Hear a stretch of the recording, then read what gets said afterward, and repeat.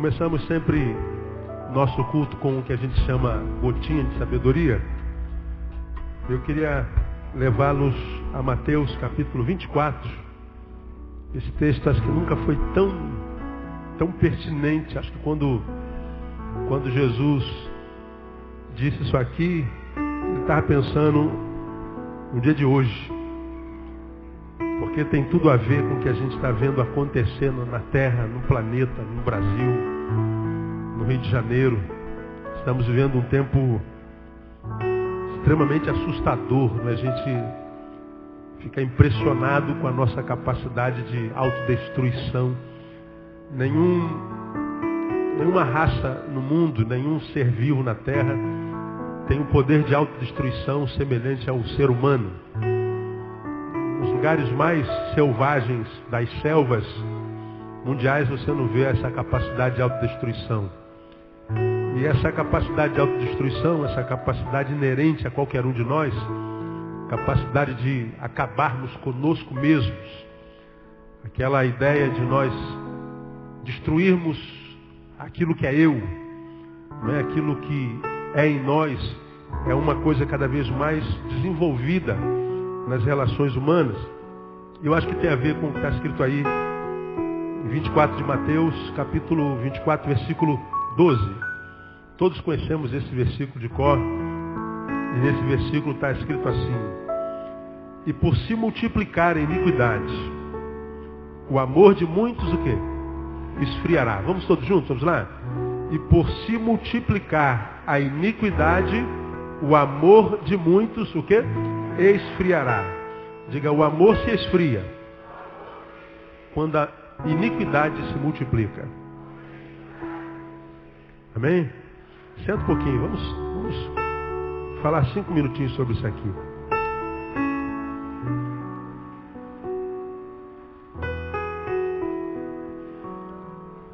Nós estamos em setembro e hoje é dia 10. Desses 10 dias, quinta, sexta, sábado, domingo, eu passei fora do Rio. Eu estava em Natal com a minha noiva em lua de mel. Então, dos 10 dias, 6 eu passei no Rio de Janeiro. Não, 1 eu passei em São Paulo. E nesses 5 dias no Rio de Janeiro, eu tive contato com 8 pessoas que tentaram suicídio. 6 dias.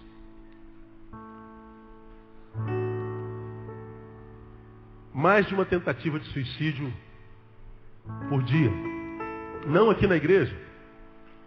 Pessoas que nos ouvem pelo site, vocês não têm nenhuma noção de onde as mensagens da nossa igreja têm chegado. Vocês podem imaginar, mas vocês não têm noção onde tem chegado isso. Vocês não têm noção do que a palavra ministrada na sua igreja tem feito no mundo. Algo assustador e tremendo. E eu me orgulho muito disso. Vocês não podem dimensionar o que é isso. E nessas 8 pessoas que tentaram suicídio, nenhuma delas conseguiu, graças a Deus. Você já aprendeu que um suicida, quando quer se matar, ele não quer matar a vida, ele quer matar a dor. Ele quer matar o vazio. Ele quer matar o desespero que se instaurou dentro dele. Ele quer matar esse completo vazio que causa uma ausência de razão para continuar vivendo. Ele quer matar isso. Porque ele olha para si e diz, eu não tenho razão para estar aqui. A minha vida não tem sentido, perdeu o sentido. A vida se ausentou de mim. E aí, porque ele vive uma desgraçada ausência de vida, ele prefere a morte. Como eu tenho pregado aqui, pior do que a morte é a ausência da vida. E essa ausência da vida no ser humano, ela não se instaura da noite para o dia.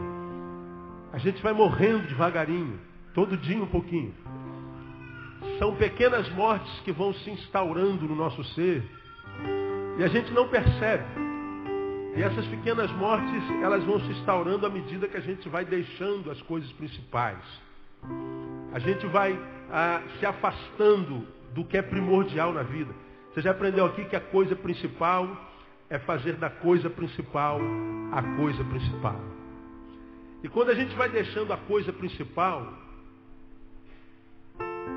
em secundário na nossa vida, as coisas secundárias vão tomando o lugar da principal e a nossa vida acaba por se tornar uma vida de segundo escalão, uma vida sem sentido. Uma vida cujo alvo já não existe mais. A gente acorda e empurra com a barriga. Aí isso vai acontecendo todo dia um pouquinho. E em cada dia, em cada hora, a nossa vida vai morrendo. Não morrer, mas é um morrendo, é no gerúndio, né? É um morrendo todo dia, morrendo toda semana, morrendo todo mês. Aí chega um tempo, chega um ano, que nós morremos e continuamos a respirar. Morremos, mas não deixamos de existir. E aí a vida se torna insuportável. A vida se torna horrível. Viver se torna um castigo. Acordar de manhã é a pior agonia para o ser que respira, quando a vida se vai. Aí, como ele não consegue viver, ele prefere morrer. E lidar com gente como eu lido, e pregar como eu prego, e pregar o que eu prego para o dia a dia. Você ouve aqui o que eu prego, pratica amanhã, se for bom ouvinte. Você nunca me viu pregando sobre o céu, não é? O céu tem ruas de ouro, paralelepípedos de cristais. O cara não tem nem pão francês para comer, eu vou falar de rua de ouro. Não cabe, na minha teologia não cabe, o céu está lá. Se você aceita o caminho, como é o nome do caminho? Jesus, amém ou amém? Eu sou o caminho, eu sou a verdade, eu sou a vida. Se você encontra o caminho, esquece o céu, ele já é teu, amém ou amém? Então não precisa pensar no céu. E nem no inferno, porque se você está no caminho, esse caminho não vai levar você para o inferno jamais. Então não precisa pregar inferno. Eu prefiro pregar o ser humano. E isso causa uma identificação muito grande, porque é raro a gente ouvir isso no meio evangélico hoje, em qualquer canto. E parece que as pessoas, cada vez que acordam, imaginam que o Neil vai dar resposta para todas as questões da vida, o que não é verdade. Eu tento fazer o melhor, mas às vezes eu mesmo me assusto com a capacidade de autodestruição que o ser humano desenvolveu no caminho.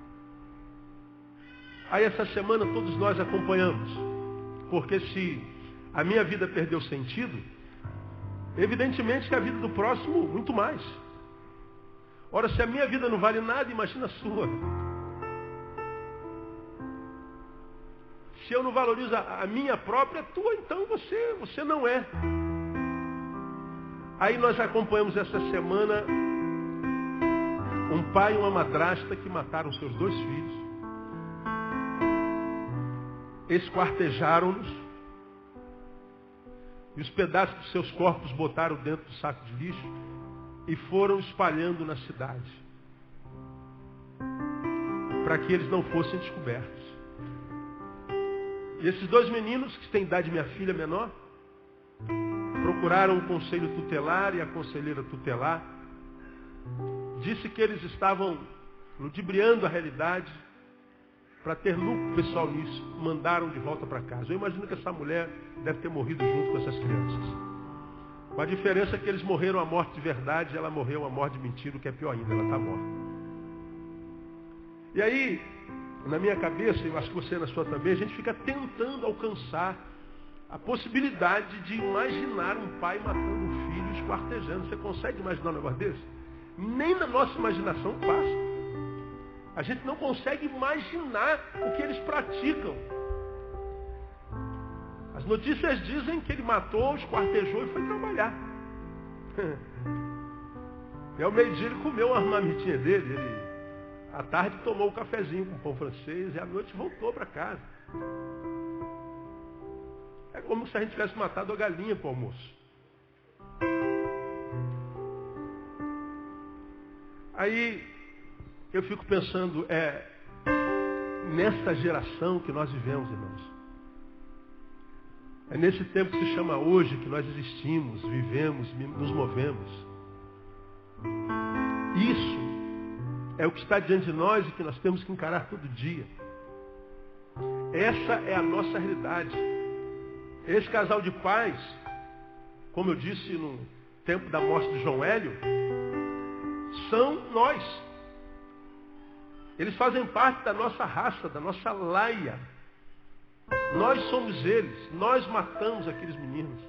Foi um ser humano que matou aqueles meninos. Nós somos seres humanos. E aí eu sento, eu não consigo parar de refletir, a minha cabeça não para, não tem jeito. Às vezes eu queria ter um botãozinho para desligar para não pensar, para ver se eu relaxo, mas não dá. Minha mente flutua. Eu falo, Deus, cada dia que a gente acorda, ser gente está cada vez mais difícil. E aí só nesse mês 8 pessoas tentam suicídio, a gente tem que dar respaldo. E às vezes a gente olha para dentro de nós e fala assim, muitas vezes até nós passamos ideias como essa na cabeça, de desistir, de chutar balde, depressão bate na porta todo dia no coração. Muitas vezes a gente acorda de manhã, olha para a vida e diz assim, não vale a pena encarar, bom seria se nós não estivéssemos vivos. E a gente percebe que a semelhança daqueles meninos, nós também estamos morrendo. E aí nós vamos a essa palavra de Jesus que diz assim, por se multiplicar a iniquidade, o amor de muitos esfriará. Diga que nós não estamos vivendo isso hoje. Diga que o amor não está icebergizado, congelado. Diga que você confia no próximo. Diga que você confia em promessas. Diga que você põe a mão no fogo por alguém. Às vezes a gente não põe a mão no fogo nem por nós mesmos. Bom, pastor, por que o senhor está falando sobre isso? Logo no início no culto, numa noite como essa. Para dizer a você o seguinte. Eu creio, e não tenho dúvida disso, que essa palavra que Jesus disse há tantos anos atrás, há 2.000 anos atrás, tem a ver com o tempo do fim, e essa realidade já é vivida por nós, portanto nós estamos bem próximos do tempo do fim. Bem próximos. E quando eu pego essa palavra, por se multiplicar a iniquidade, o amor esfria, a iniquidade é o congelador do amor, a gente vive num tempo de iniquidade muito grande, cada vez maior. Respondendo alguns e-mails hoje na internet, quando abre a página inicial lá do meu provedor, está lá, jovem de 22 anos leilou a sua virgindade. Lá na Califórnia. E já tem o exame ginecológico, de fato ela é virgem. E os lances já estão vindo. E ela disse, eu estou leiloando minha virgindade para pagar minha faculdade. Isso é iniquidade. Isso é o de menos. Fora o que a gente vê acontecendo dentro e fora da igreja. Fora o que você sabe, que você pratica, e imagina que ninguém sabe, muito menos o tolo, chamado Jeová, cujos olhos estão em todo lugar, a gente pensa que ele é cego. Né? Perdemos o temor de Deus.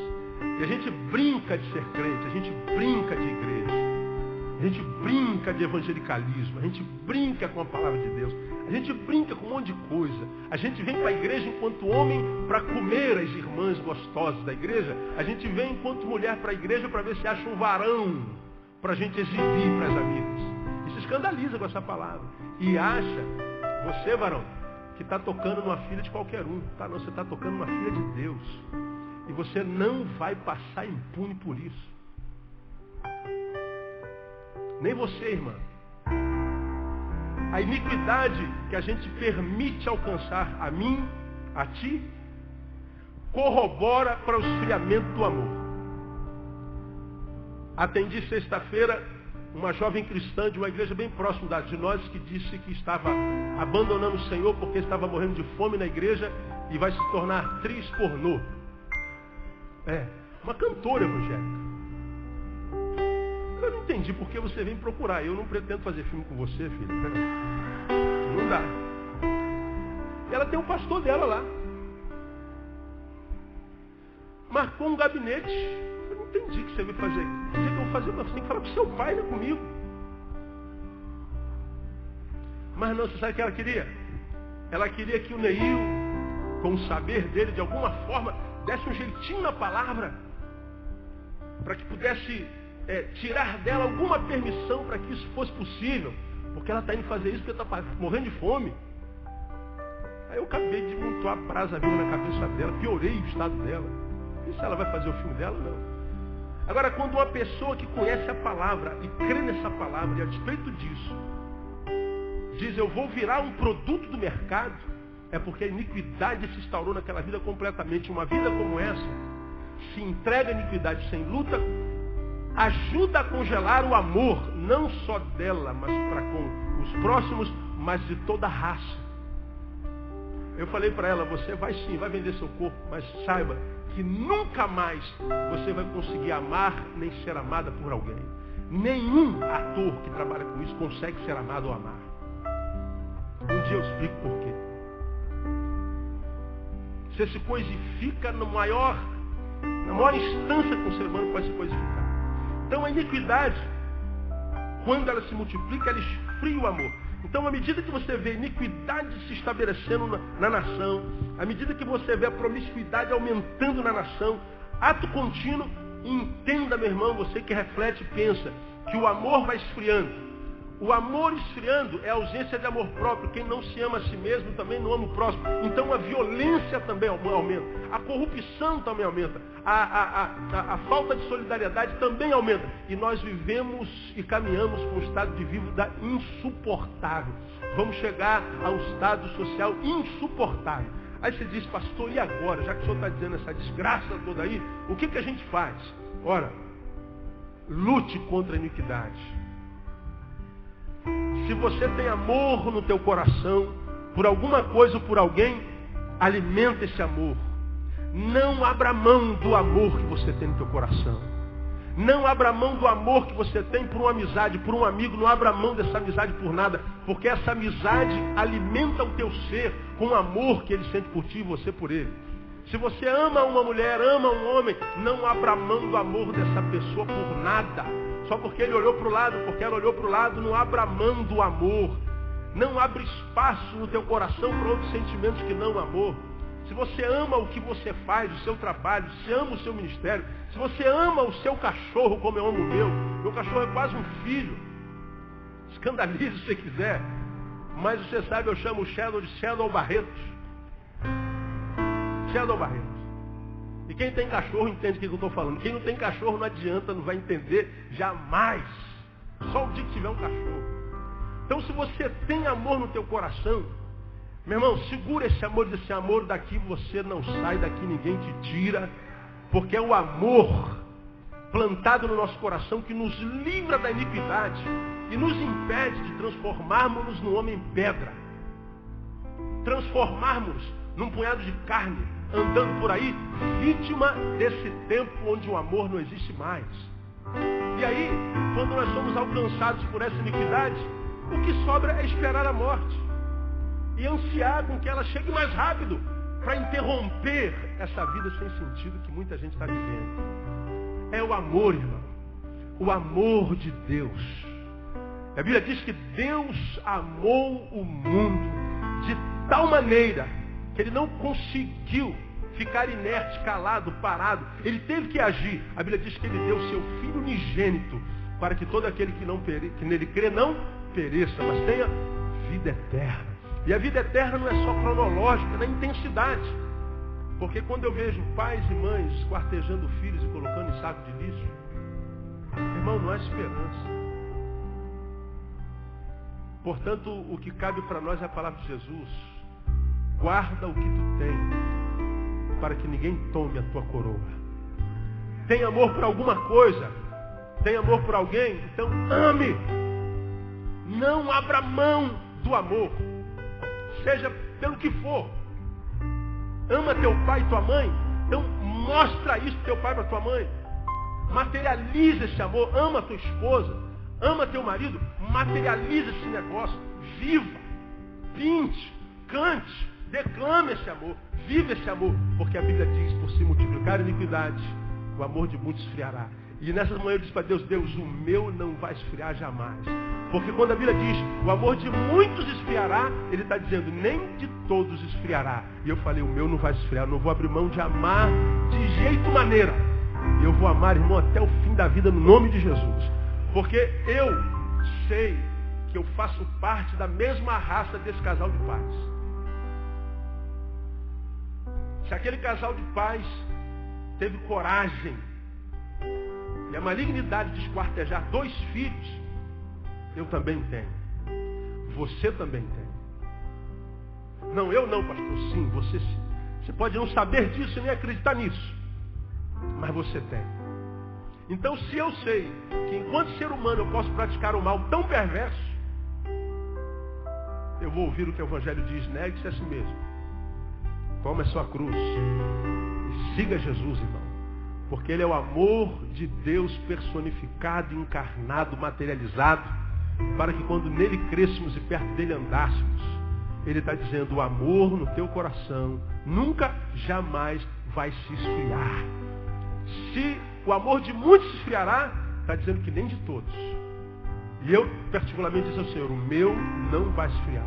Eu não abro mão dos meus amores no nome de Jesus. Então, irmão, você que está aí abrindo mão da amizade, abrindo mão da esposa, abrindo mão do marido, abrindo mão da igreja, abrindo mão do irmão, abrindo mão da profissão, abrindo mão, seja lá do que for, que você ama, por coisas secundárias, deixa de ser burro.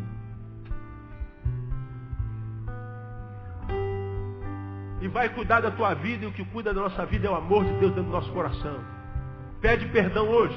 Vai lá e diga: me perdoa. Vai lá e diga: eu não abro mão de você. Eu não abro mão do amor que eu sinto por você, que você sente por mim. Porque esse amor, a cada dia que se acorda, estará mais frio. E quando o amor esfria, a iniquidade nos toma. E quando a iniquidade nos toma, é aguardar a morte, se possível, bem rápido morte. Porque viver a ausência da vida é uma desgraça. Então tem amor no teu coração, amor? Amém ou não amém? Então ame. Deixa para amanhã não. Ame. Diga obrigado. Diga: você é uma bênção. Diga: eu estou orando por você. Diga: o que eu posso fazer por você. Eu amo você. E você vai ver que esse amor que você dá é um amor que te enriquece. E rico desse amor, irmão, pode acontecer o que for do lado de fora, porque do lado de dentro vai estar guardado pelo amor de Deus, que gera paz de Deus, que excede a todo entendimento, que guarda a nossa mente e o nosso coração, a nossa razão e a nossa emoção em Cristo Jesus. E quem quer amar assim, aplauda Ele bem forte, porque Ele é tremendo. Obrigado, Jesus. Aleluia.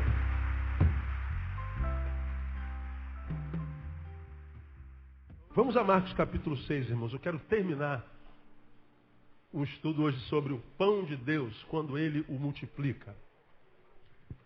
Nós, para quem está vindo aí pela primeira vez, estamos nesse estudo desde o dia 9 de julho, né? Portanto, pouco mais de 2 meses. Nós estamos estudando sobre o pão de Deus, quando Deus multiplica, e tomando por base a primeira multiplicação de pães, que Marcos registrou no capítulo 6, a partir do versículo 30. E nós aprendemos que haviam ali, segundo o texto, 5.000 homens, mas nós aprendemos que naquela conjuntura social, mulheres e crianças não eram contados em nenhuma pesquisa e não entravam em nenhuma porcentagem. Mulheres e crianças não eram contados, mas a maioria dos historiadores acreditam que naquela primeira multiplicação de pães, pelo menos 15.000 pessoas estavam ali. E nós aprendemos que o pão não é só aquele feito de trigo. Pão, à luz da palavra, é tudo que é necessidade básica. Tudo. Pão é tudo que transforma a nossa vida em vida. É tudo que traz significância para a nossa vida. Pão é o pãozinho francês de manhã, mas é o arroz e feijão do meio-dia também. Pão é o amor, pão é solidariedade. Pão é lazer. Pão é tudo que faz a nossa vida uma vida que vale a pena ser vivida. Então, pão é o básico. Pão é aquilo sem o que a vida não é vida plena, portanto, não pode conhecer felicidade. E nós aprendemos que Jesus é poderoso para fazer multiplicar todo e qualquer tipo de pão.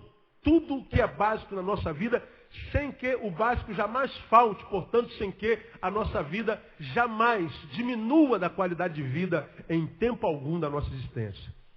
Agora, a despeito de sabermos que Jesus é o Jesus que multiplica o pão, multiplica o básico e mantém a nossa vida uma vida digna, na prática nós nos encontramos com muitas pessoas cuja vida é uma vida muito aquém de uma vida planejada por Deus. São vidas nas quais parece que o pão não se multiplica de jeito nenhum. São vidas que entram e saem de um tabernáculo como esse, de um templo, Pessoas que mudam de religião, dizem que se converteram e agora adoram ao Senhor e imaginam que a vida vai melhorar. Muitas vezes a vida piora. E não piora não só materialmente, mas existencialmente, espiritualmente falando. São pessoas que servem ao Deus Todo-Poderoso, aquele que é Criador de todas as coisas, mas parece que servem um Deus de barro, um Deus de pau, um Deus de gesso, um Deus morto. E que parece que a vida dele se assemelhou à vida do seu Deus, porque nossa vida é semelhante ao Deus que a gente adora. Quem diz isso não é o Neil, é o Salmo 115, né? Ele diz que os deuses deles são obra das mãos dos homens, tem olhos não veem, boca não falam, nariz não sentem cheiro, tem mãos não apalpam, tem pés não andam. E a Bíblia diz, tornem-se semelhantes a eles todos os que o adoram.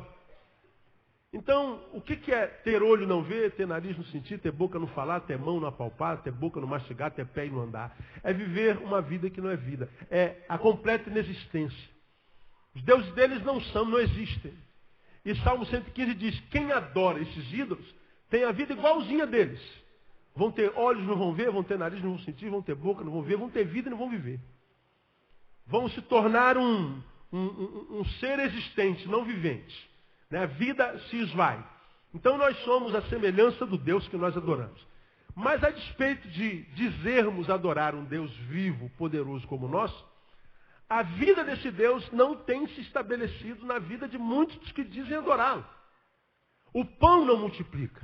E a gente aprendeu nesses meses todos, cada quarta-feira um tópico, quando é que o pão de Deus é multiplicado na nossa vida?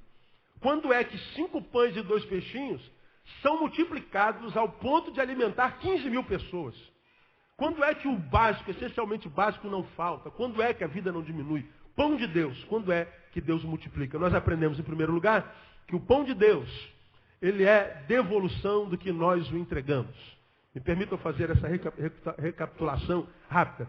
O pão que Deus multiplicou lá na primeira multiplicação, só o fez porque 5 pessoas que trouxeram pães, 2 pessoas que trouxeram peixe, entregaram os 5 pães e entregaram os 2 peixes. E os apóstolos colocaram na mão de Jesus. Jesus só pode multiplicar o que a gente coloca na mão dele.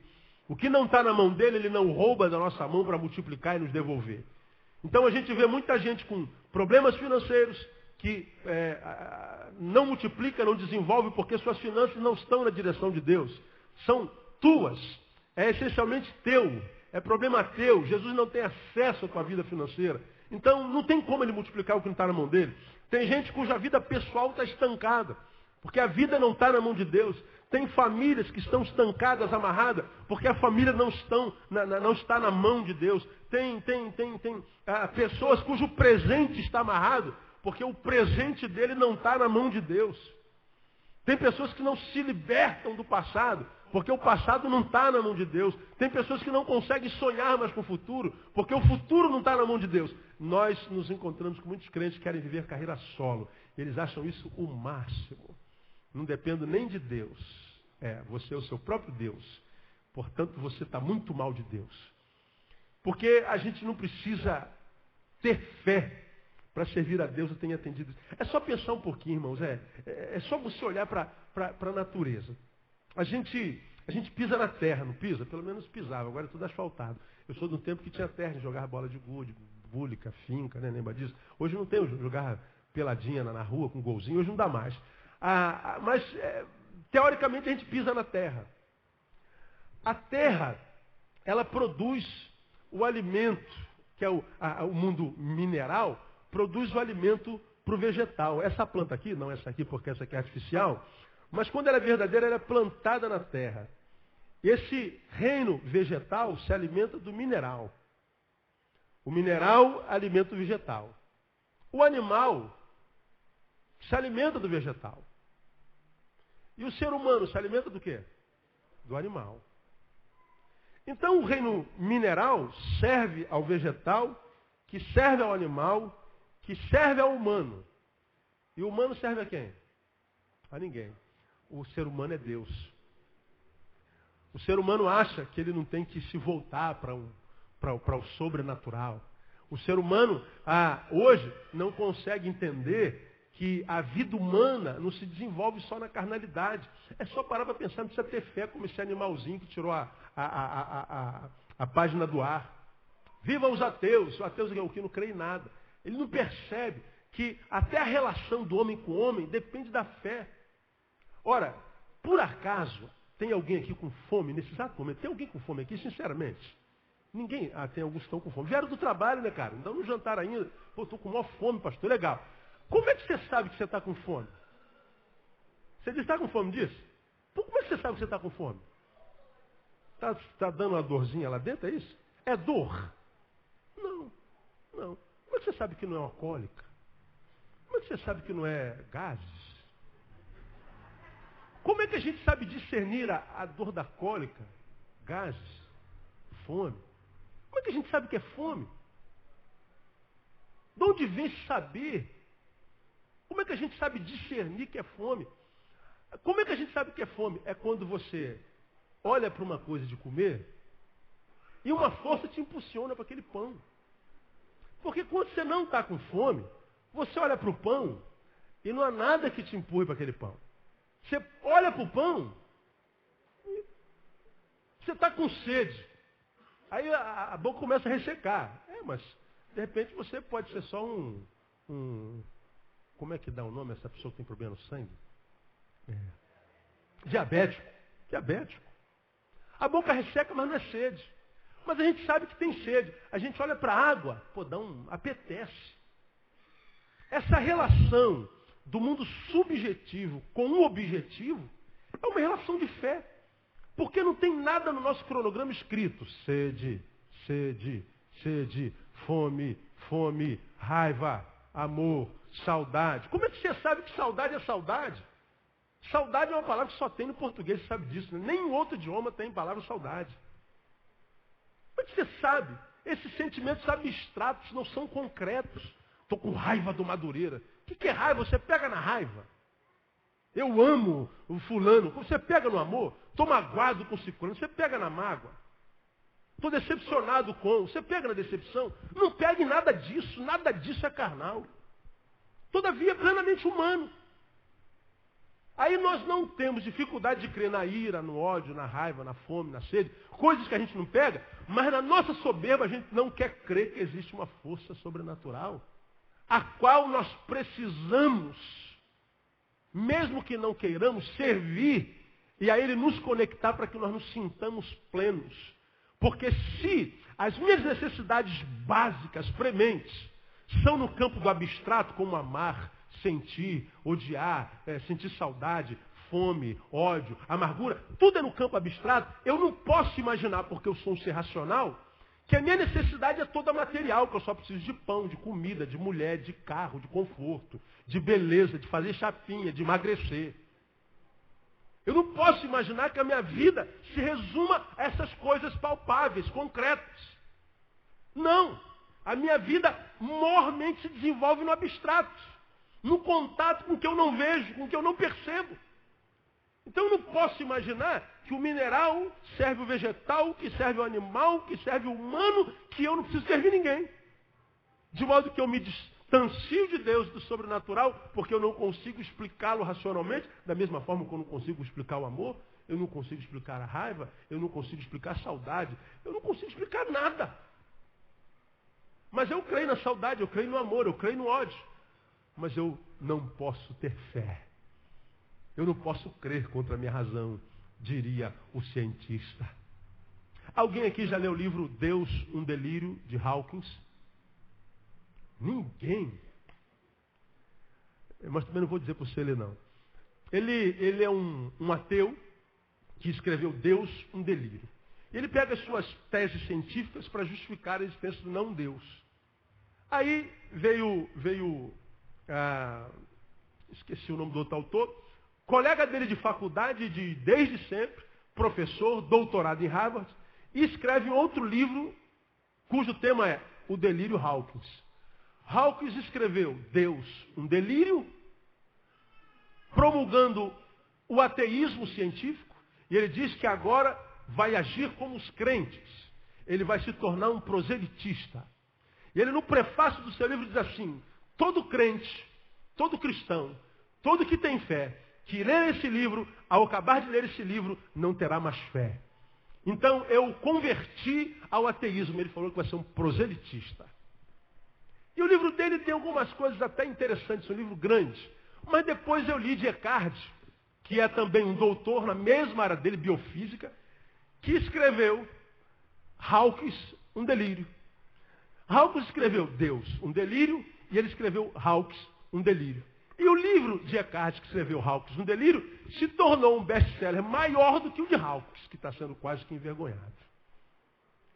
E é interessante como a mesma ciência que por um é usado para dizer Deus não existe, é usado pelo outro para provar que Deus existe. E o que isso prova? Prova simplesmente que crer na existência de Deus ou não é uma opção. É uma decisão. Como disse alguém, outro cientista disse, eu estou cansado de ver essa discussão sobre Deus existe ou não existe, porque toda vez que alguém com a sua sabedoria quer provar que Deus existe, aparece alguém que quer provar que Deus não existe. Ou toda vez que alguém quer provar que Deus não existe, aparece alguém que quer provar que Deus existe. E aí, quando um tenta desmascarar o outro, Deus já não é mais o assunto. Agora o assunto é quem é mais sábio que quem. Aí eu diria simplesmente o seguinte, eu não quero mais provar se é mais sábio ou menos sábio quem quer que seja. Eu decido simplesmente crer. E quando a gente crê, ele se revela a nós pela sua palavra. A Bíblia diz, provai e vede. O quê? Que o Senhor é bom. Para a gente ver que o Senhor de fato é e é bom, a gente primeiro precisa o quê? Provar. E a gente prova como? Pela fé. É crer contra toda a lógica, irmão. É simplesmente crer. A fé não é justificável. A fé não é explicável. Eu não entendo o que é fé. Eu não sei dizer o que é fé. Eu não sei explicar o que é fé. Eu sei que quando a gente decide crer, essa fé revela Deus ao nosso coração. E quando a gente conhece esse Deus, não há outra forma senão entregar a nossa vida na mão dele. Nós, na mão de Deus, vamos ser supridos por esse Deus. Quando é que Deus, irmão, multiplica o pão na nossa vida? Quando nós entregamos o pão na mão dele. Enquanto nós insistirmos por causa das questões que circundam em torno da fé, não nos entregarmos a Deus por causa das respostas que não vieram, a gente vai continuar sem pão. E a gente vai continuar sendo vítima da iniquidade que eu falei no iniciozinho do culto. E a gente vai continuar vendo o amor se esvaindo do nosso coração. Porque essa mesma ciência que quer dizer que Deus não existe, é a mesma ciência que já comprovou A por B, B por A, e C por K e K por R, né? Que o homem que tem fé é curado mais rápido. O homem que tem fé consegue transpor as adversidades do ser mais rápido. Está provado. Agora, crer ou não é uma decisão. Eu fiz pós-graduação em terapia humanista existencial numa faculdade muito grande desse país. E lá no curso de terapia humanista, porque Deus não é possível pronunciar o nome, primeira aula a professora disse, olha, Deus é uma palavra que não pode ser pronunciada aqui. Eu já contei essa experiência aqui. Não pronunciem esse nome aqui nessa aula. Nós somos terapeutas humanistas. Cremos no que nós podemos ver. O homem é a origem de todas as coisas e todas as coisas convergem nele. É bom ouvir isso, né, cara? Caraca, dá uma mexidinha no ego, saber que eu sou o fim de todas as coisas emanam de mim e convergem. Isso mexe com o nosso ego. Ser Deus dá um negócio muito bom, a gente gosta de poder. Só que isso é uma falácia. Nós somos um Deus tão porcaria, se a tua unha encrava, filho, acabou. Se o siso dói, ele só dói de madrugada. Ou alguém já viu o siso doer de manhã cedo? Não dói. O siso só dói de madrugada. Quando o dente dói, acabou a idade. O que sobra é desespero, pavor. Aí lá na terapia, a professora, Deus não pode ser pronunciado. 12 alunos. Aí começou, vamos apresentar agora. E você, eu sou formado nisso, eu sou formado naquilo. Aí chegou na minha vez, eu sou formado nisso, naquilo. Eu sou pastor batista. Aí caiu uma penumbra, uma nuvem. Eu falei, meu Deus, eu falei para o cara não falar ainda. Pastor, o senhor ouviu o que eu disse? Nesse problema nenhum, professora. Se vai falar de Deus aqui, não serei eu. A senhora pode ter certeza. Não quero saber de Deus nessa aula. Aí todo mundo ficou meio bolado. Ué, mas o senhor não quer saber de Deus? Deus não precisa de mim. Ele é. Não, mas isso é o senhor que está dizendo. Sim, ele é. Quem é, não precisa provar nada. Quem vive tentando provar alguma coisa para quem quer que seja é porque não acredita no que é. Né? Como disseram a Jung, o senhor acredita em Deus? Não. Como o senhor não tem fé em Deus? Não. Eu não tenho fé em Deus. Deus é. Se eu sei que ele é, não preciso nem mais crer. Ele simplesmente é. Acabou. Aí você sabe que no final do curso, quando acabou o curso, a professora falou assim para mim, pastor, olha, ora por mim lá na sua igreja. Eu fui a sensação da aula, não estou falando isso para minha glória, não, mas foi muito bom o curso que eu fiz há alguns anos atrás, já tem anos isso. E a ideia de que não crer em Deus não é questão de fé ou não fé, é questão de soberba humana. A ideia de que nós somos a coroa de tudo, quando a Bíblia diz que nós somos a coroa da criação, está dizendo que nós somos a excelência. Deus fez o bolo e colocou a gente como a cereja. Para dar o toque final. Aquela pontinha vermelha que dá uma diferença visional tremenda. Ele está dizendo, vocês são a cereja. Vocês são o que é de mais bonito. Vocês são a rosa. Vocês são, mas não que vocês sejam melhor do que o bolo. Porque o que alimenta é o bolo, não é a cereja. A cereja realmente joga fora. Não é? Não que nós sejamos os melhores. Então, deixa eu falar para você. Se Deus colocou essa palavra aqui no meu coração, trouxe algum soberbo aqui hoje para ouvir isso. Algum metidão para ouvir isso. Metido é melhor que todo mundo, que acho que todos nós aqui fazemos lavagem cerebral em todo mundo. Eu não creio em nada. Não creio em estar com essa vida que você está aí, ô Zé Mané. Que tem que mentir até para sua esposa de que você está mal. Tem que mentir para os seus amigos de que você é feliz. Porque você não pode dizer que tem um buraco enorme. Um buraco dostoiévskiano, né, dentro de você. Porque foi Dostoiévski que disse que todo homem carrega em si um buraco do tamanho de Deus. E Salomão disse a mesma coisa. Que Deus colocou no homem a ideia da eternidade. Quando Deus criou o Neuzinho, colocou um chip que tem uma ideia da eternidade. Então, se é eterno o buraco que é dentro de mim, não adianta botar um carro novo. Não adianta botar uma loura, uma morena, uma ruiva. Não adianta botar um menarratroar. Né? Não adianta botar um ministério com 20 mil pessoas. Não adianta aumentar o meu salário para $1 bilhão. Não adianta eu fazer viagem em torno da Terra. Porque a Terra é um cisco no universo. E o buraco é do tamanho da eternidade. Para tapar o vazio que existe dentro de cada homem, que é eterno, só um ser que é eterno. E esse ser eterno, como é o nome dele, irmão? Jesus de Nazaré. Aplauda ele bem forte porque ele está aqui nesse lugar. Aleluia. Glória a Deus.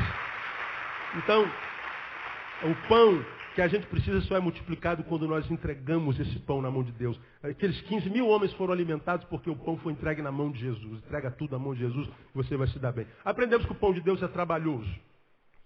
Deus não tem compromisso com gente vagabunda. Falamos disso lá. O milagre aconteceu, mas o milagre não destituiu o trabalho. Ele pegou, olha, vai atrás, no meio da massa, ver quem trouxe alguma coisa para comer. E eles foram no meio daquela multidão atrás de alguma coisa para comer. Só acharam 5 pães e 2 peixinhos. Aí Jesus disse assim, basta, isso é o suficiente. 5 pães franceses e 2 sardinhas, dá para alimentar 15 mil pessoas. E você sabe que só aqui no nosso meio tem gente que come 5 pães franceses fácil. Não é? Falamos isso lá naquela quarta-feira. Mas 5 pães deu para alimentar aquela multidão. Primeiro porque nós colocamos na mão de Jesus. Agora, antes dele fazer o milagre, separa essa multidão em grupos de 150. E eles foram lá, contaram 100 para cá, 50 para lá, 100 para lá. Coloca todo mundo sentadinho na relva. Aí sentou, então ninguém em pé pode sentar. Isso dá trabalho. Depois que eles trabalharam bastante, o milagre aconteceu. O milagre não dispensa o trabalho. Tem muito crente enfurnado em campanha de oração, campanha de jejum, campanha de prosperidade. Muita gente subindo no morro, muita gente fazendo um monte de coisa. Para que Deus faça o milagre, abre a porta. Aí Deus fala assim, não adianta subir morro, fazer jejum, campanha. Você tem que trabalhar, o vagabundo. Acorda mais cedo, vai para a fila. Pega o jornal. E muita gente fugindo do trabalho dentro da igreja. Não acontece o milagre. O pão vai faltar mesmo. O pão vai faltar. Aprendemos que o pão de Deus é produto de obediência. Jesus disse, ide, ver o que eles têm lá. E eles foram. A gente tem que obedecer. Não existe milagre na casa do desobediente. Obediência. Obedecer é melhor do que sacrificar. Então, está na igreja de segunda a segunda, no culto das 8, 10, 12, 14, 16, 18 e 20. Né? Fazer campanha de sacrifício. Olha, mata o teu boi, faz uma oferta bem alto, sacrifica, que Deus vai te honrar. Deus não precisa do nosso sacrifício. Sacrifício Jesus já fez na cruz. Ele quer obediência. Ele quer que você obedeça ao Evangelho. Ele quer que você seja um filho que obedeça. Sem obediência não adianta. Aprendemos que o pão de Deus, quarto, é gerado pela esperança. Os discípulos, quando chega a hora do almoço, dizem, Senhor, vamos mandar essa gente embora, porque a gente não tem como alimentar essa massa. Pelo amor de Deus, eu estou entrando em pânico, manda essa gente embora. Aí eles estavam tomados pela desesperança. Quem não espera, se desespera. Toda vez que você vê um desesperado, você está vendo alguém que perdeu a capacidade de esperar em paz. Mas o pão de Deus ele é multiplicado pela esperança. Manda todo mundo embora, Jesus. Jesus disse, não, pô, dá eles voz de comer, pô. Como, Senhor? Nós não temos nada, não temos dinheiro. É muita boca, o pessoal está com fome, esse pessoal come feito quem tem solitária. Não tem como alimentar essa gente. Jesus está cheio de esperança. Irmão, aprendemos que é esperança. Esperança é o lado psicológico da fé. A esperança é crer contra o óbvio, crer contra o lógico, crer contra todos os indícios. Está todo mundo caminhando para lá, mas o teu coração, porque com essa palavra diz, não, a vontade de Deus é para lá. E você vai remar contra a maré, na esperança de que o Senhor vai honrar a sua palavra. E o Senhor gera esperança, Ele gera pão. Nós falamos sobre isso uma quarta-feira inteirinha. Aprendemos, em quinto lugar, que o pão de Deus é privilégio de quem reconhece que nem só de pão vive o homem. O pão, ele nunca falta para quem não vive atrás do pão. O pão nunca falta para quem não faz do pão um Deus. Aí falei como exemplo o casamento. Quando é que o casamento faz bem para alguém? Quando esse alguém não precisa de casamento para ser feliz. Porque você pode ver um monte de gente que quer casar, está desesperado, está na unção da largatija, como eu falo, subindo paredes, não é? Ele não consegue, é porque ele quer casar tanto, ela quer casar tanto, quer casar, eu só vou ser feliz quando eu casar, o casamento, precisa ser um homem que me faça feliz, precisa ser uma mulher que me faça feliz, e ele fica atrás do casamento, parece que o casamento está fugindo do casamento, está com medo dele, fica com medo dela. Falei, vai que eu caso com essa mulher, com esse homem, e não consigo fazer esse homem, essa mulher feliz, se frustra. Quando é que o casamento dá certo? Quando a gente não está desesperado para casar. Eu não caso para ser feliz, porque sou feliz eu caso. E aí quando eu caso, eu olho para um homem, e olho para um homem a quem eu quero fazer feliz, e não um homem sobre quem eu lancei a obrigação de me fazer feliz. E aí a gente casa, tudo bonitinho, todo mundo morrendo de inveja dela, aquele vestido branco, aquela cauda enorme. Mas não sabe que ela está entrando dentro de uma cadeia. Está casando não com um homem amado, mas com um homem que está entrando numa cadeia. E está entrando na obrigação de me fazer feliz. E aí ele entra na mesma perspectiva. Está casando não com a mulher amada, mas com a mulher que agora é revestida da obrigação de me fazer feliz. E a gente entra no casamento com um sentimento egoísta. Aí daqui a pouco os dois viram competidores. Quando abre a boca é para cobrar o que o outro não fez. Bom, sobre isso o Caio pregou quarta-feira passada, eu não vou pregar de novo. Quem é casado, seja como se não fosse. Né? E aprendemos que o pão de Deus é privilégio de quem reconhece que nem só de pão vive o homem. E aprendemos, por último, que a graça de Deus, o pão de Deus é graça ministrada da dimensão individual do ser humano. Porque o versículo 34 diz que, esse texto é interessante, Jesus ao desembarcar viu uma grande multidão. E o que diz o restante do texto? Compadeceu-se o quê? Deles. Jesus vê uma grande multidão, mas se compadece deles. O certo não seria? Jesus vê uma grande multidão e compadece-se dela. Dela quem? Da multidão. Mas não é o que está dizendo aí. Jesus viu uma grande multidão e compadeceu-se de quem? Deles. Deles quem? Dos indivíduos que compõem a multidão. Deus, ele pode ministrar no macro, mas ele trata no micro. Ele não nos trata como multidão, ele nos trata como indivíduo. O pão de Deus depende da tua vida com Deus. E não da oração do pastor Neil, do bispo, do apóstolo. Não da campanha, não da reunião. Não dos ajuntamentos.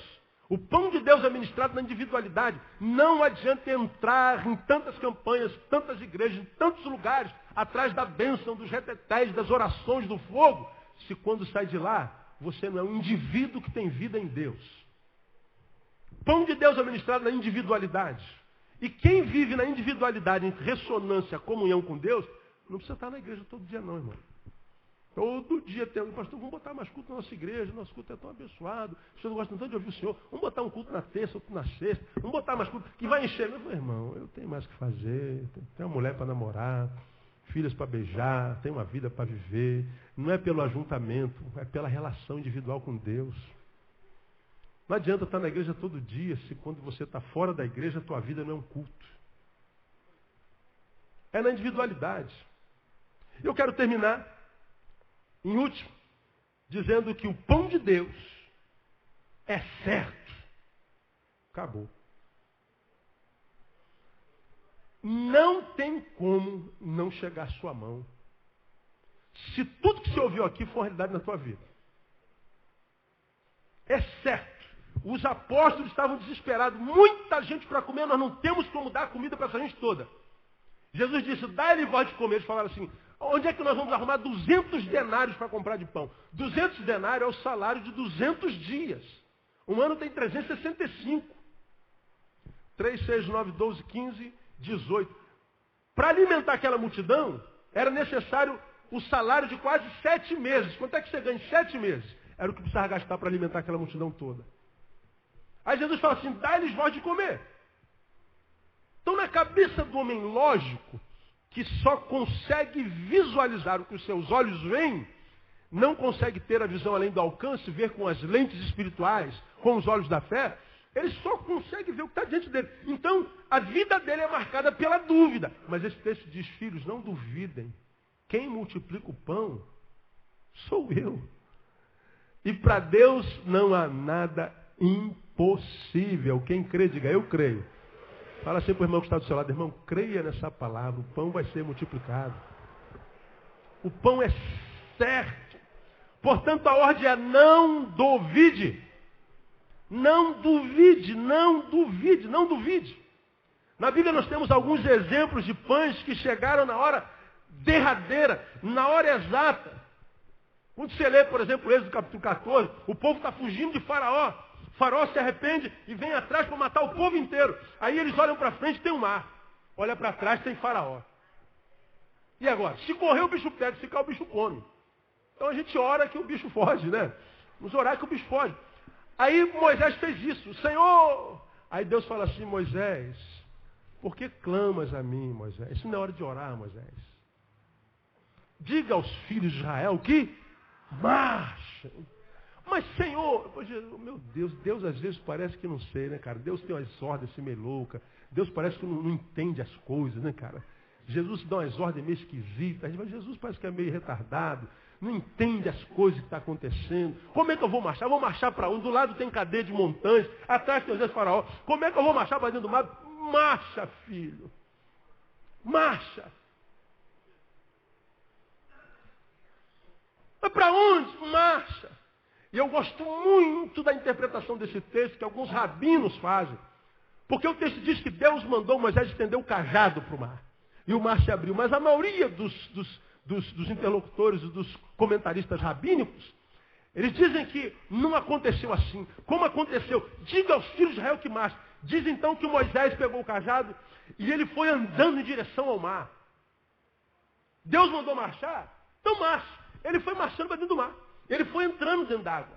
Ele foi entrando dentro d'água. E a água veio subindo. A água veio subindo. Deus mandou marchar. O pão de Deus é certo. E ele está marchando. E a água está subindo. Ele tinha tudo para retroagir. Ele falou, não, Deus mandou marchar. Ele foi marchando, marchando, marchando, marchando. A água tapou. Quando faltou o último fôlego, o mar abriu.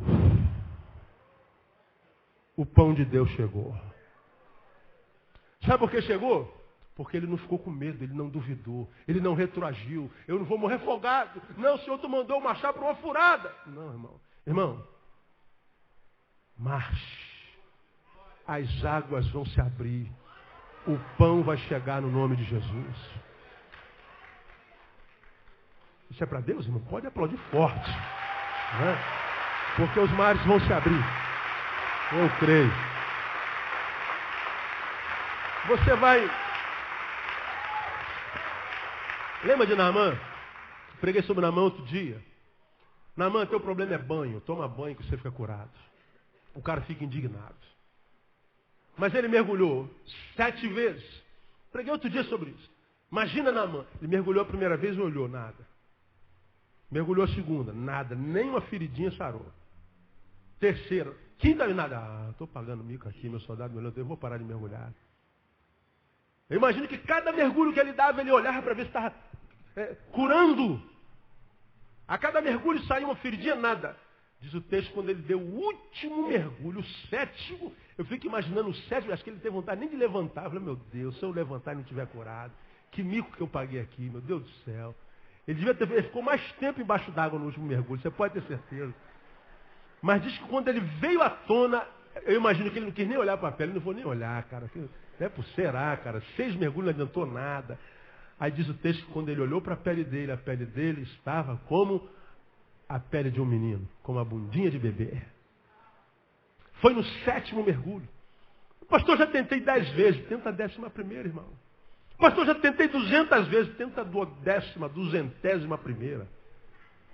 Tenta, persevera. Quantas vezes nós estamos orando por uma bênção e de repente Deus estabeleceu lá em cima, olha, a Vanessa está me pedindo algo, eu quero saber se a Vanessa aqui... Vanessa, você vai ter que orar 29 vezes.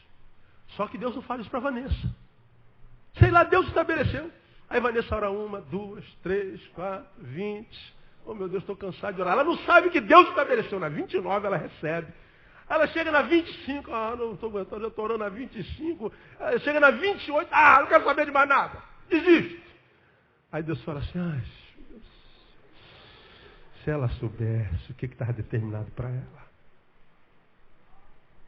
Se ela tentasse mais um pouquinho, se ela insistisse mais um pouquinho, a bênção chegar, mas ela desistiu.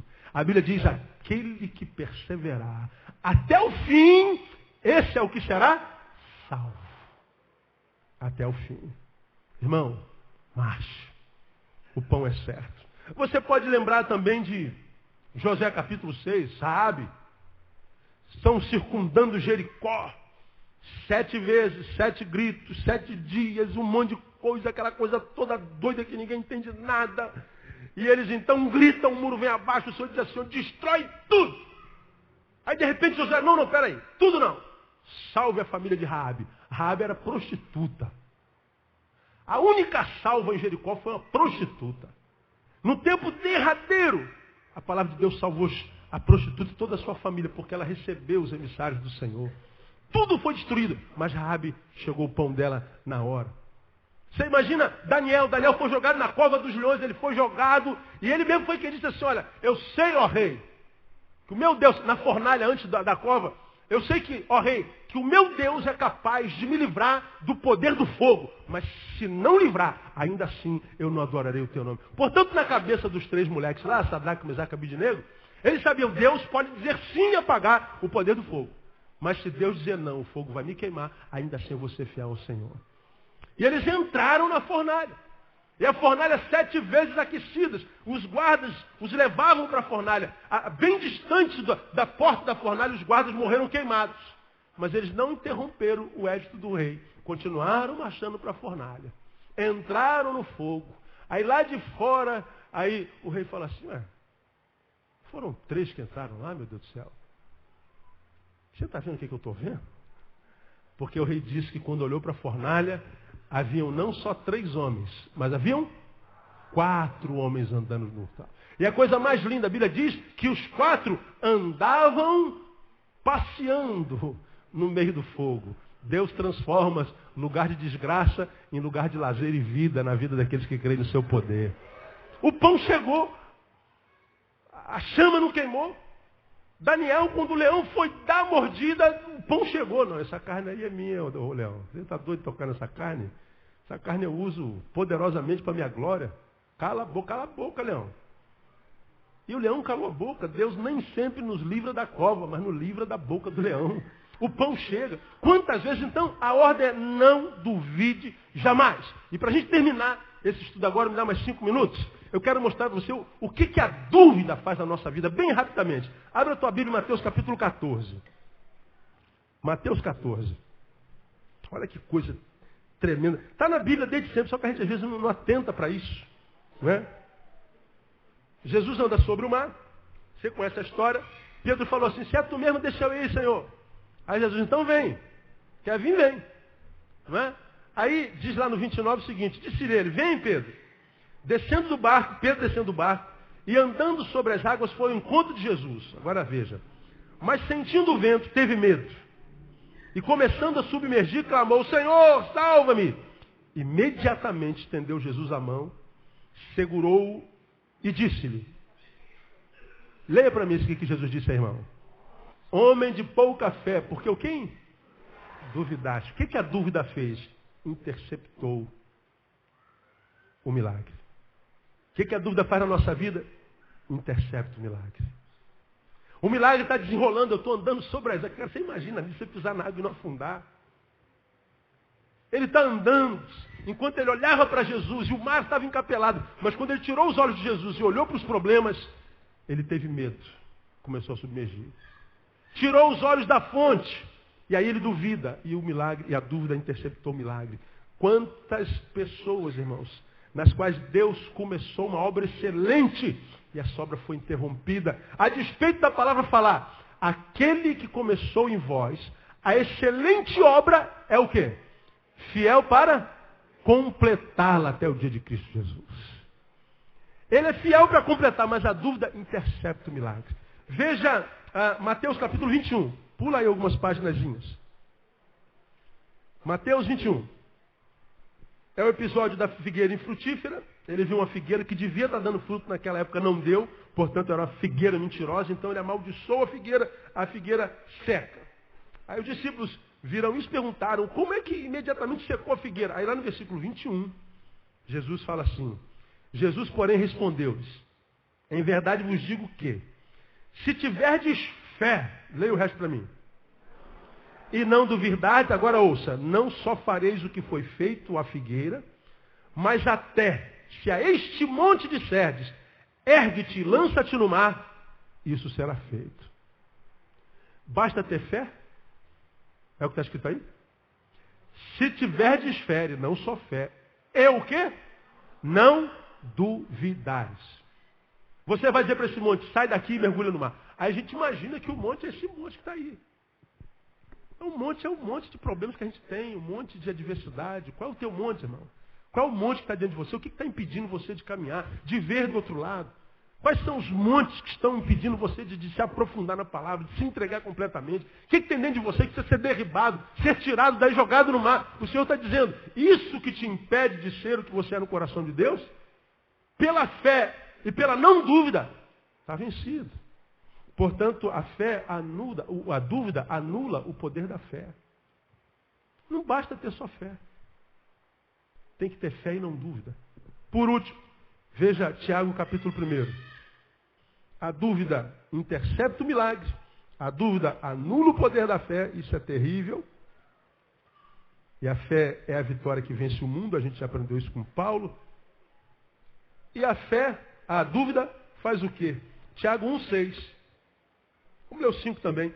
Ora, se alguém de vós tem falta de sabedoria, peça a Deus, que a todos dá liberalmente, não censura, ou seja, não cobra nada, e ser-lhe-á dada. Aí 6.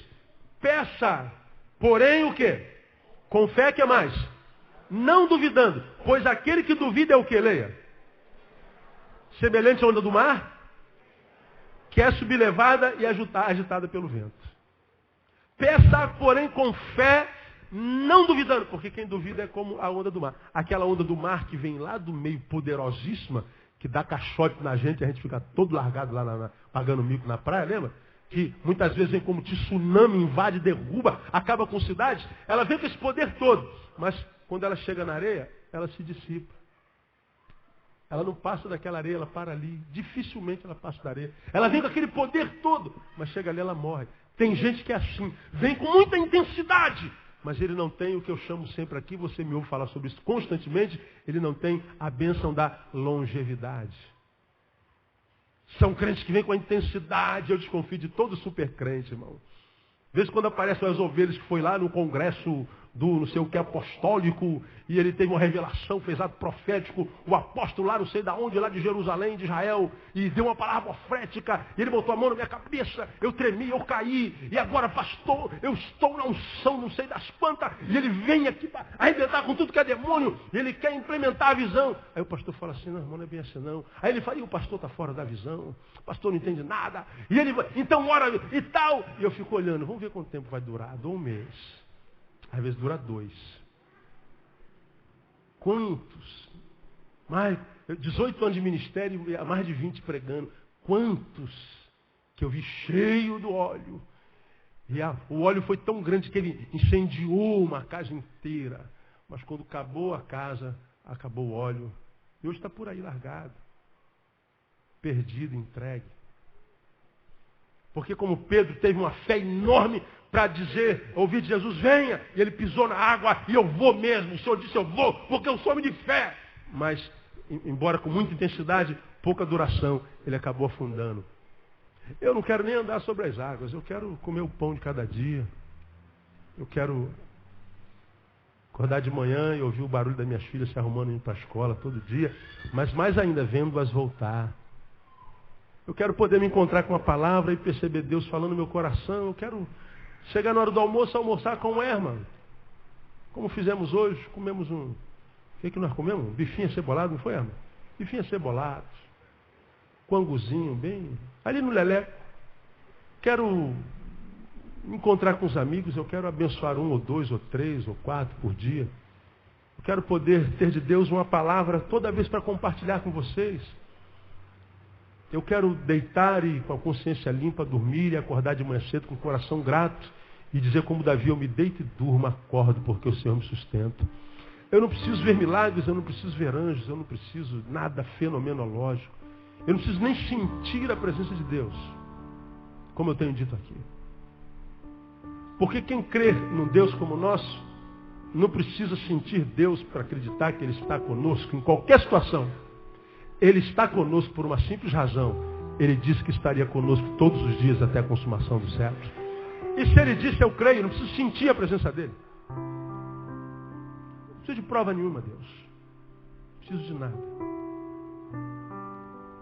Não preciso de campanhas, não preciso de jejuns, não preciso de montes. Eu só preciso crer. E dizer, Deus, eu creio. E a gente aprendeu que a fé é o combustível que move Deus em nossa direção. Sem fé é impossível o quê? Agradar a Deus. Então a fé que eu tenho, particularmente o Neil tem, não é fé para produzir milagre. A não ser o milagre de acordar todo dia com ações de graças. É uma fé para viver todo dia com graça e dormir cheio dessa graça. E fazer o que eu tenho que fazer no dia com excelência. Depois de ter feito, dizer, Senhor, foi o Senhor quem fez isso. Toda a glória ao teu nome. Isso é viver a fé. Eu, particularmente, estou cansado de ouvir, venha para este congresso, você nunca mais será o mesmo. Caraca, eu ouço isso há, meu Deus, há 20 milhões de anos. Porque se eu for esse que eu sou, amanhã eu estou bem. Mas não me conformo porque eu sei que amanhã eu posso ser melhor do que hoje. Não que eu queira que o amanhã seja melhor que o hoje, porque hoje foi mal. Não. Eu quero que amanhã seja melhor do que hoje, porque eu sei que o Deus que eu sirvo, a despeito do bom hoje que eu tive, pode fazer do meu amanhã um amanhã melhor ainda. E um amanhã melhor ainda não é almoçar não com Hertz, mas almoçar com o governador Cabral. E almoçar num restaurante da Zona Sul e comer um cardápio chique. Olha, o meu dia foi muito melhor hoje. Óbvio que eu almocei. Não almocei com um mecânico desse, da perna dura. Almocei com o governador. Comi caviar, não comi bife acebolado com angu. Então meu dia foi muito melhor. É disso que eu estou falando? Não. Porque de repente eu sento com o governador e ali estão as nossas imagens, porque nós não nos conhecemos. Mas quando eu sento com o mecânico, ali está o Neil e o Erma, porque nós nos conhecemos e esse almoço é muito mais agradável. Portanto, não é o cardápio que faz a vida melhor. É como a gente come o que está no cardápio. Não é o que parece, é a intenção com que a gente faz, com que a gente degusta. Não é morar na cobertura lá na Vieira Solto. Você pode morar aí no barraco da frente. Mas a despeito de morar no barraco da frente, tem um barraco cheio da glória de Deus. E pode ter uma cobertura na Zona Sul cheia do diabo, cheio do capeta. Então uma vida é muito simples. O evangelho chega a ser difícil de entender, de tão simples que ele é. Aí a gente vai botando algumas penas de pavão, uma paetês de plumas, que é para ver se ele brilha. É viver um dia de cada vez, todo dia com excelência. Aí daqui a pouco você vai olhar para trás, rapaz, quantos dias eu já vivi? 42 anos, meu. Pô, mas valeu a pena. 42 anos, muito bem vivido. Não porque eu estou curtindo os 42, é porque eu vivi um dia de cada vez. E da melhor maneira que eu podia viver. E se eu me preocupo com hoje, portanto, estou de pleno saber e cônscio desse saber de que o amanhã é um negócio que não existe. Se não existe, como é que pode exercer tanta influência na minha vida? Meu Deus do céu, cara. Se eu estou pleno desse saber de que o Senhor é comigo, eu olho para trás do passado e digo, o passado também não existe. A não ser dentro de mim. Porque se eu estou debaixo da glória de Deus, eu estou diante de um Deus cuja glória e a graça é tão grande que por amor diz, por causa de ti eu tenho amnésia, né? Dos vossos pecados não me lembrarei mais.